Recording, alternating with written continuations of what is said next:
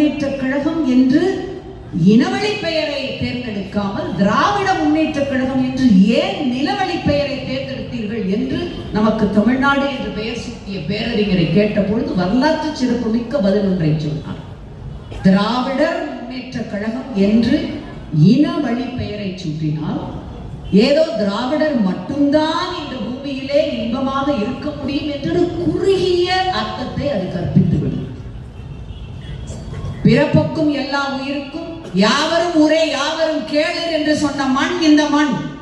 இந்த மண்ணிலே நம்முடைய கொள்கைகளின் மீது நம்முடைய மண்ணின் மீது நம்பிக்கையும் அன்பும் பற்றும் கொண்டு யாரும் நல்ல வண்ணம் வாழலாம். அப்படி அவர்கள் வாழ்வதற்குரிய அத்தனை உரிமையையும் திமுக கழகம் பெற்றுத்தரும் என்பதற்காகத்தான் இனவழி பெயரை வைக்காமல் நிலவழி பெயரை நம்முடைய கழகத்துக்கு சூட்டினோம் என்று சொன்னார்.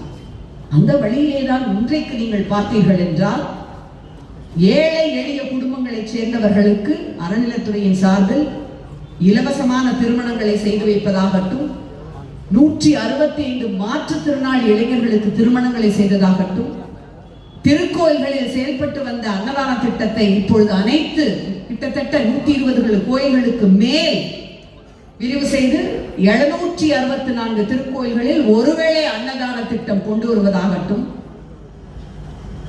முதலில் முருகர் மாநாடு அல்லது தொடர்ச்சியாக வள்ளலார் மாநாடு நடத்தியதாகட்டும், இப்படி எத்தனையோ புரட்சிகரமான திட்டங்களை இந்த துறையில் நம்முடைய மாண்புமிகு முதலமைச்சர் அவருடைய வழிகாட்டுதலின்படி செய்து கொண்டிருக்கிறார்.